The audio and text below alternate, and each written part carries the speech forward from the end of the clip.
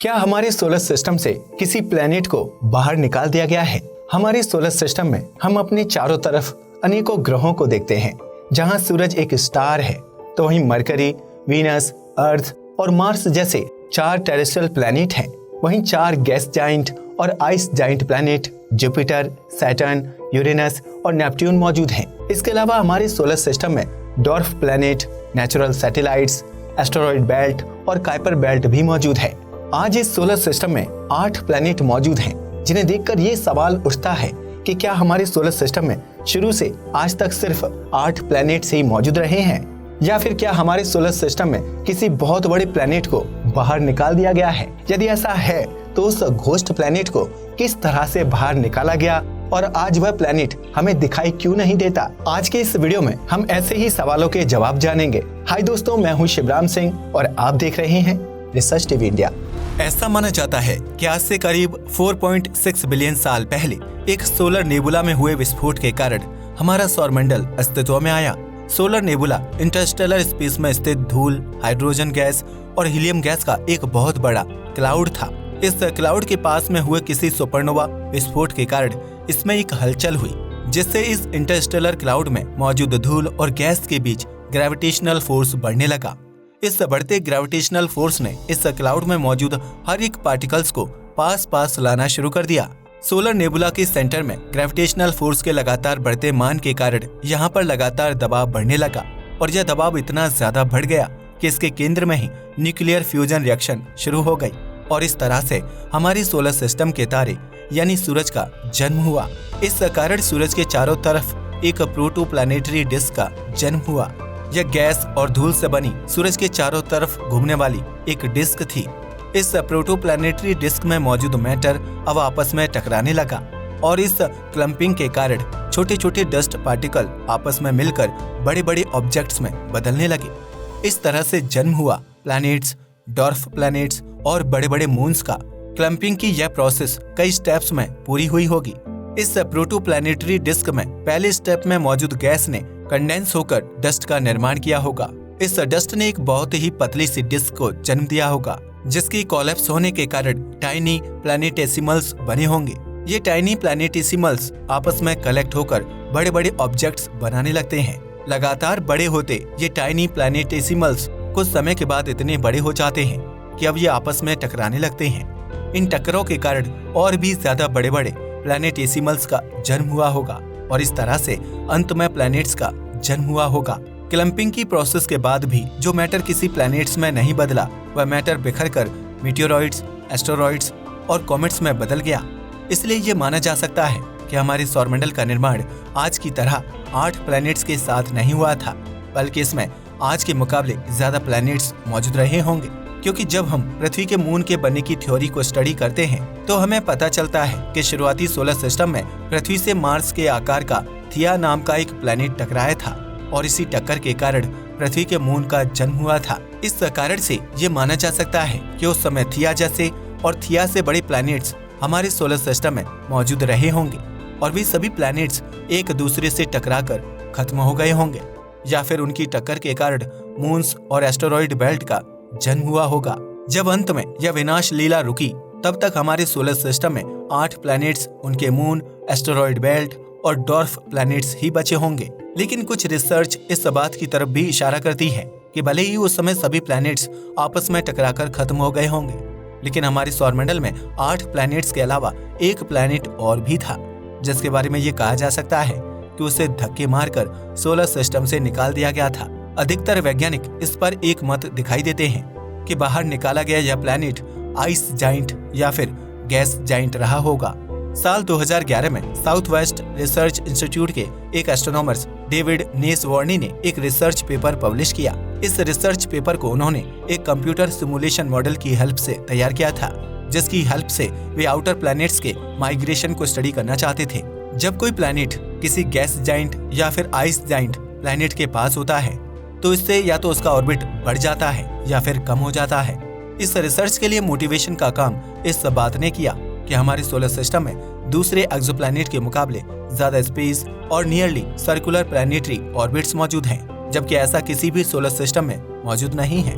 अपनी इस सिमुलेशन की हेल्प से नेस वार्नी ने सोलर सिस्टम से रिलेटेड अलग अलग कंडीशंस को अप्लाई किया तो वे इस कंक्लूजन पर पहुंचे कि गैस जाइंट सैटर्न के ऑर्बिट और नेपच्यून के ऑर्बिट के बीच कहीं फिफ्थ प्लैनेट मौजूद रहा होगा।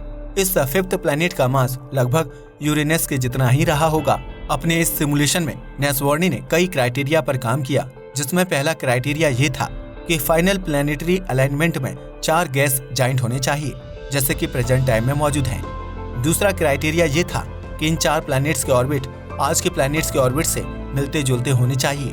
और तीसरा क्राइटेरिया एक्सेंट्रिसिटीज ऑफ द ऑर्बिटल्स का था, जिसमें एक्सेंट्रिसिटीज का मतलब है कि किसी प्लैनेट का ऑर्बिट कितना गोलाकार और अंडाकार होगा।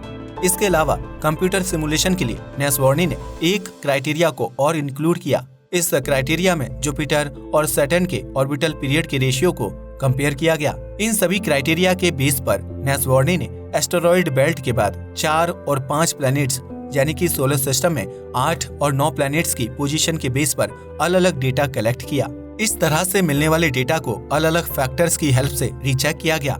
बाद में जब इसका फाइनल रिजल्ट सामने आया तो वो बहुत ही ज्यादा चौंकाने वाला था, क्योंकि नेस वार्नी का कंप्यूटर सिमुलेशन मॉडल इस बात की तरफ इशारा कर रहा था कि हमारे सोलर सिस्टम में एस्टेरॉयड बेल्ट के बाद 4 नहीं बल्कि 5 प्लैनेट्स होने चाहिए, यानी कि हमारे सोलर सिस्टम में 8 नहीं बल्कि 9 प्लैनेट्स होने चाहिए।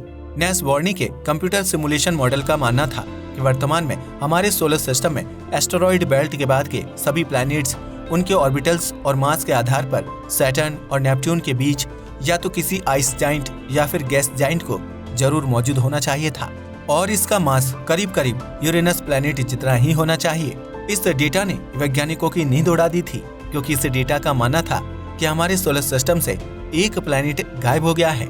यार वो प्लैनेट है और उसे तो कोई किडनैप नहीं कर सकता है, फिर वह गया तो गया कहाँ पर, ये सबसे बड़ा सवाल था। तो क्या ये माना जाए कि शुरुआती सोलर सिस्टम में होने वाली मुठभेड़ों में किसी प्लैनेट को मौजूद प्लैनेट्स ने धक्के मारकर बाहर का रास्ता दिखा दिया हो? इस कंप्यूटर सिमुलेशन मॉडल के अनुसार सौरमंडल के जन्म के करीब 8,20,000 साल बाद एस्टेरॉयड बेल्ट के बाहर मौजूद 5वां प्लैनेट हमारे सोलर सिस्टम से बाहर निकाल दिया गया, और इसके बाद ही सोलर सिस्टम में मौजूद बाकी के प्लैनेट्स के बीच होने वाली टक्करों की घटनाएं पूरी तरह से बंद हो गईं, और ये सभी प्लैनेट्स आज के सोलर सिस्टम में मौजूद अपने अपने ऑर्बिटल में पहुंच गए।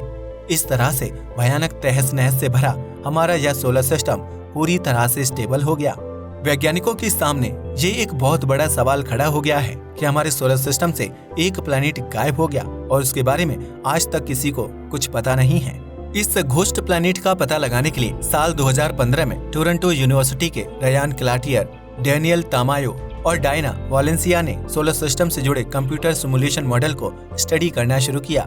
इस सिमुलेशन से वे इस बात का पता लगाना चाहते थे कि जो 5वां प्लैनेट गायब हो चुका था उसे हमारे सोलर सिस्टम से बाहर का रास्ता दिखाने में कहीं जुपिटर और सैटर्न जैसे प्लैनेट्स का हाथ तो नहीं था। इसके लिए वैज्ञानिकों ने जुपिटर के मून कैलिस्टो और सैटर्न के मून ईएपेटस के ऑर्बिटल पर टकराव की घटना के बाद होने वाले इफेक्ट को स्टडी करना शुरू किया। वैज्ञानिक कंप्यूटर सिमुलेशन मॉडल में इस डेटा के साथ आगे बढ़े कि खो चुके 5वें प्लैनेट की टक्कर जुपिटर और सैटर्न में से किसी एक से हुई होगी, और इसके अलावा उन्होंने ये भी मान लिया कि उस 5th प्लैनेट का मास यूरेनस के जितना ही था। इसके बाद वैज्ञानिकों ने बहुत ही करीब से यानी करीब 0.02 AU की डिस्टेंस पर होने वाली टक्करों की घटनाओं का सिमुलेशन मॉडल तैयार करना शुरू किया, और इस तरह से मिलने वाले डेटा का एनालिसिस भी करना शुरू किया। वैज्ञानिक टक्कर की डिस्टेंस को लगातार बदलते रहे, और उन्होंने इसे तब तक बदला जब तक कंप्यूटर सिमुलेशन मॉडल ने किसी प्लैनेट को सौर मंडल से बाहर निकाले जाने के दावे की पुष्टि नहीं कर दी। इस तरह से तैयार हुए सिमुलेशन मॉडल और इससे मिलने वाले डेटा के बेस पर बहुत ही चौंकाने वाली जानकारी सामने आई। कंप्यूटर सिमुलेशन मॉडल के अनुसार आज जुपिटर के मून कैलिस्टो का जो ऑर्बिट है उसके ऐसा होने के पीछे का कारण सोलर सिस्टम से बाहर निकला 5th प्लैनेट ही है, क्योंकि जुपिटर और 5th प्लैनेट के बीच हुई टक्कर ने ही इसके ऑर्बिट को आज की जगह पर लाकर स्टेबल कर दिया था। इसका मतलब यह था कि हमारे सोलर सिस्टम में सच में एक आइस जाइंट था, और आज वो हमसे कहीं दूर इस अंतहीन ब्रह्मांड में खोसा गया है। वैज्ञानिक इस बात का पता लगाने के लिए कंप्यूटर सिमुलेशन डेटा को सैटर्न पर भी अप्लाई करते हैं कि कहीं जुपिटर को ही इस पूरे इजेक्शन के लिए जिम्मेदार ठहराना गलत तो नहीं है, कहीं इसमें मिलीजुली भूमिका सैटर्न की तो नहीं है। जब वैज्ञानिकों ने इससे जुड़े कंप्यूटर सिमुलेशन डेटा को स्टडी किया तो यह साफ हो गया कि सैटर्न का इस घटना से कोई लेना देना नहीं था, क्योंकि टक्कर के बाद सैटर्न के मून यूपिटर के ऑर्बिट को आज के ऑर्बिट में नहीं होना चाहिए था, बल्कि इसे पूरी तरह से बदल जाना चाहिए था, जबकि यह बिल्कुल बदला नहीं है, जिसका मतलब है कि सैटर्न सोलर सिस्टम से एक आइस जाइंट को बाहर का रास्ता नहीं दिखा सकता। ऐसे ही साल 2020 में कुछ और एस्ट्रोनॉमर्स ने जुपिटर और सैटर्न के ऑर्बिट से जुड़े इतिहास को खंगालने के लिए कंप्यूटर सिमुलेशन मॉडल पर काम करना शुरू किया। इन वैज्ञानिकों ने भी नेस वार्नी के द्वारा काम में लिए गए 4 क्राइटेरिया को ही अप्लाई किया और करीब 6000 से भी ज्यादा बार एस्टेरॉयड बेल्ट के बाद 4 और 5 प्लैनेट्स के मॉडल पर स्टडी की, लेकिन हर बार कंप्यूटर सिमुलेशन मॉडल ने इस बात पर पक्की मोहर लगाई कि हमारे सोलर सिस्टम में काइपर बेल्ट में 4 नहीं बल्कि 5 प्लैनेट्स होने चाहिए। इसलिए ये माना जा सकता है कि हमारे सोलर सिस्टम की शुरुआत काइपर बेल्ट के बाद 5 प्लैनेट से हुई हो, क्योंकि 5 प्लैनेट से जुड़ा सिमुलेशन मॉडल ही आज के हमारे इस सोलर सिस्टम के डेटा से पूरी तरह से मैच करता है।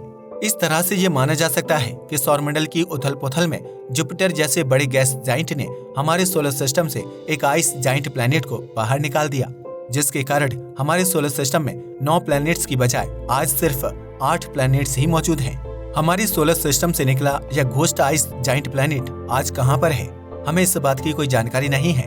इस बात की जानकारी प्राप्त करने के लिए वैज्ञानिकों को सोलर सिस्टम के जन्म की कहानी को एक बार फिर से रिवाइंड करना होगा और इस बात का पता लगाना होगा कि वह कौन सी सिचुएशन रही होगी जिसके कारण हमारा सोलर सिस्टम अस्तित्व में आया, और शायद तभी हमें इस बात का पता चल पाए कि लापता प्लैनेट कहाँ है। आज के लिए बस इतना ही। वीडियो पसंद आया हो तो इसे लाइक और शेयर करें। जय हिंद दोस्तों।